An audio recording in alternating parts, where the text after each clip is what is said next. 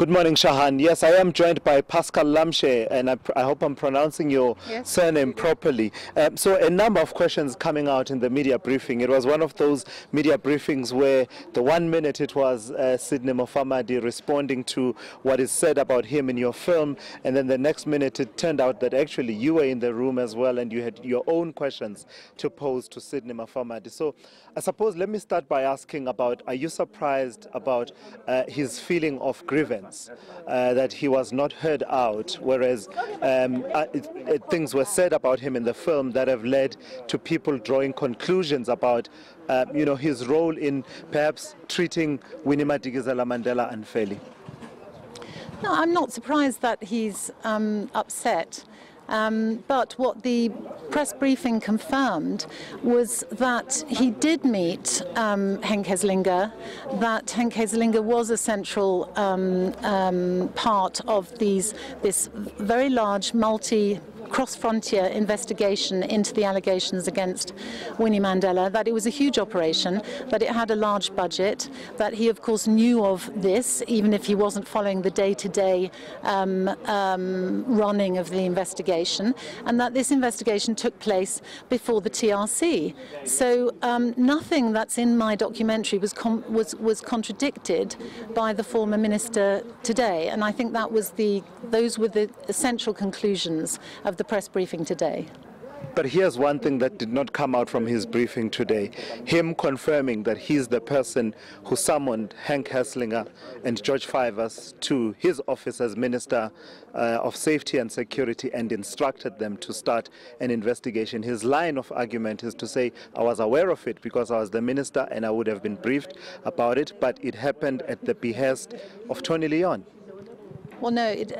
He may have. That's his version. Well, okay. Well, what I understood from the various elements that one has to pull together, because it was over an hour long, and there was a lot of discussion about very general issues. But when we got to the specific issues, which was what is in the film and what may have aggrieved him in the film, I think it's clear that they may have been responding to concerns that Tony Leon were bringing forward, but it's clear that he knew Henk Hesselinga and he met with Henk Hesselinga and he was aware that this, and he was the minister in charge of all of this. I mean, the George Fivers wouldn't have been able to inaugurate this enormous investigation without the minister's knowledge and without him having the say-so. In fact, I don't think he contradicted the fact that he would have had to initiate this investigation. I do suspect that we are going around in circles in a way, because what I'm saying is the former minister says he was briefed about the investigation, but he says it's ludicrous to suggest that he's the one who would have instructed that this investigation be carried out. He says, if you heard that in the way that he operated, the commissioner, if anyone would have come to the commissioner asking for a crime to be investigated, an investigation to be opened, and that investigation is not open, he would have... This was a major cross-border investigation into the wife of Nelson Mandela in 1995. This was a critical point. So this wasn't just some little murder investigation. This was huge. So I think one can draw on one's own conclusions about whether the minister would have known that such an enormous investigation was taking place across borders and of such an expensive investigation.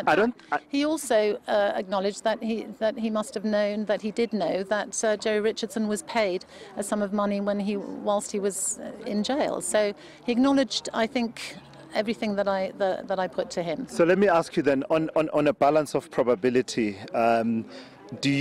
whose version do you believe? Former Minister Mufamadi's version that says, I was briefed about it because it was significant enough. It was an investigation instigated by Tony Leon, and the commissioner took it up, or the version that is in your documentary from Henk Hesselinga that says, actually, the minister was the genesis of this investigation. Whose version do you believe? Well, I think one can just look at it from a position of just credibility and probability. And, it is probable that the minister minister would have known that such a major investigation took place. And that's the point here. This dichotomy that's being attempted to be set up between, well, do we believe, you know, a significant, well, an ANC minister, or do we believe a Soweto, you know, a detective from the Soweto murder squad? That's not the dichotomy. What we have to look at and you have to decide is whether it is likely that such an immense investigation into Winnie Mandela could have been launched without the minister launching it. And I think it's unlikely that it could have been launched by Commissioner George Fivers without it having been at the behest of the minister. I hear you. So why did you not seek him out at the time, the minister, the former minister, that is? Because I'll tell you why I'm asking. Because in the way that the narrative goes, and the way that in the editing he's then, you know, shown as this person that was behind these attempts to resuscitate an investigation into Winnie Mandela. One would have thought, journalistically, to be fair, you would have had to seek him out. Yes, I agree. But if I'd sought him out, he would have said what he said today, which corroborates the entire thing. And I do agree. I should have had the money. Unfortunately, I made this film with no funds, with very little funds, having to struggle bit by bit to raise money from all kinds of little European stations, starting in Strasbourg, going to, you know, the Swedes, the Danes, the Norwegians, etc. So this film took 3 years to put the money together. And in fact, even just to afford for me to come over to South Africa was unaffordable half of the time. I must say, with respect, I don't see what money has to do with it, because you actually did interview people who were in South Africa. He was in South Africa alive. I apologized to him in this briefing.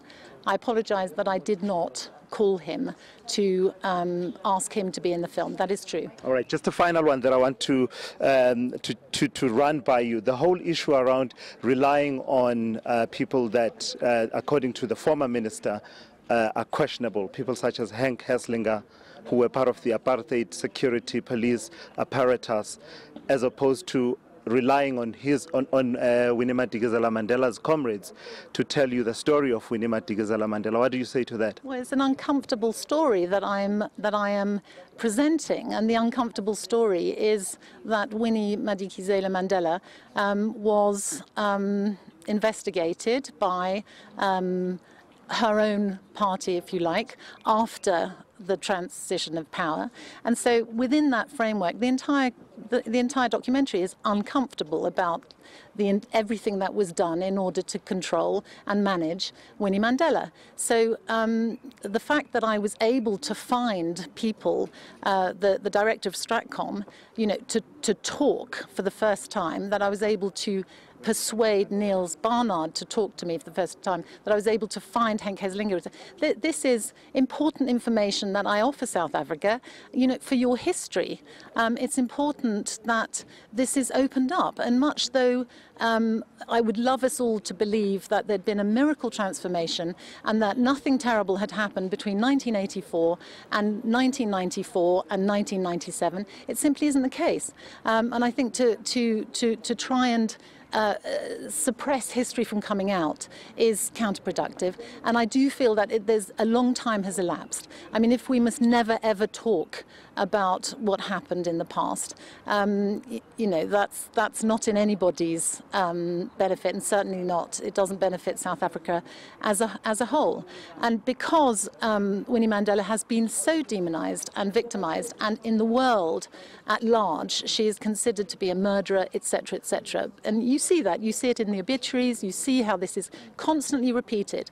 I felt it was very important to make a film that actually looked at it and told another story from another perspective, and that's what I've offered to you. And I leave it to all of you journalists to dig deep and ask the questions and not be cowed when press conferences are organised that you know, say other things. Keep digging, and you know, I'm not the final say on this. I made a 84-minute film, and I offer it to you.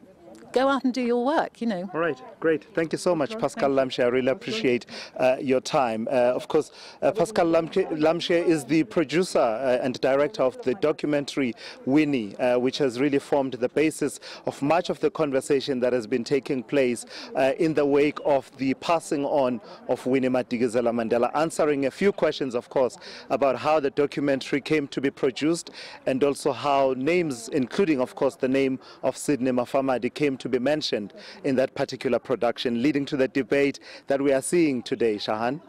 All right, Thulas, we're on standby for you. We know you're going to speak to more people. We'll come back to you in a moment. Let's continue.